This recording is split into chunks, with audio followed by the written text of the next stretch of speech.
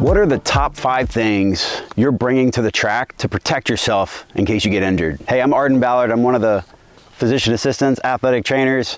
I've worked with pro and amateur motocross for over 15 years. Bringing to you another edition of Crash Cart with Whiskey Throttle Media.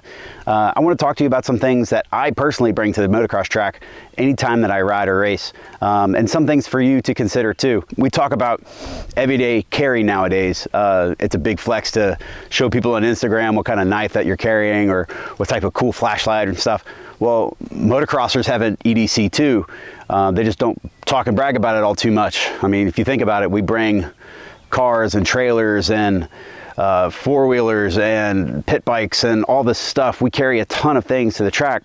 One of the things I want to take your attention for a second is to talk about what happens in case of some sort of medical event or emergency. Not even an emergency, just about a cut or a scrape or something like that. So here's my top 5 things for you to think about bringing to the motocross track.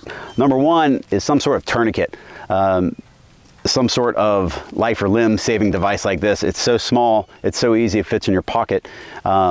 But in the event that something happens where you cut an artery or you have some sort of major hemorrhaging or bleeding event, this will save somebody's life. As you know, most of these motocross tracks, Kentwood, Louisiana, Wildwood MX included, it's pretty remote. And so something like this can literally save your life or someone that you care about. A lot of people would say that they would use a belt or some sort of improvised device. The studies show that nothing beats something that's dedicated for a tourniquet use. Okay, so don't use your belt, don't use string or anything like that. Just go ahead and spend the money and get yourself one of these. Number 2, something to stabilize a fracture. Now this is something that can be improvised, okay? So if you have a roll of newspaper around, I've seen a fence board used before. I carry something called a SAM splint. SAM splints are easily moldable and flexible, and you can use them for a variety of things. They make them for fingers and long bones alike. And as you see, they can kind of fold down to a pretty small, compact size here. Obviously, a long bone fracture needs to be stabilized, not only for comfort, but for protection. And then you can use a little ace wrap or even a t-shirt or something to just stabilize the SAM splint here. But you want something to stabilize some sort of broken bone, okay? Number 3 is some set of shears, a cutting shears or something to cut with. And so when I'm at work, I carry these things around. These are, some heavy duty Leatherman. They're called Raptor shears. Again, made by Leatherman. They fold up and they hold onto your belt. But these things will cut through anything, especially motocross pants. If you have to get to said bleeding area or you need to assess something.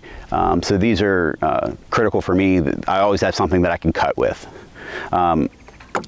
So speaking of cutting devices, one of the reasons is that those tourniquets have to be put on the skin. They can't be placed over pants or jeans or some sort of clothing. You want it down to the bare skin. That's important to remember. Number 4, you want something to clean and sanitize a wound. So I have these little droplets, say if you get something in your eye, they're filled with a couple milliliters of saline. I also have some of these wash kits that I can keep conveniently in my kit. You want some sort of clean water to get some debris out of your eye or to clean some sort of laceration prior to closing it up. Number 5, and arguably the most important, is the knowledge to use these things. Tourniquets, while very easy to apply, you do need to know a little bit of basic knowledge as to how to use it and how to use your particular tourniquet. I carry a couple of different types of tourniquets just because of what I have on me, and I'd rather have more than less. But the knowledge to use these things will go a long way for you. And that might include a little bit of online training. Heck, you can YouTube it just like you're YouTubing this video. But a little bit of training goes a long way. So a couple of other things that I would bring to the track, a working cell phone.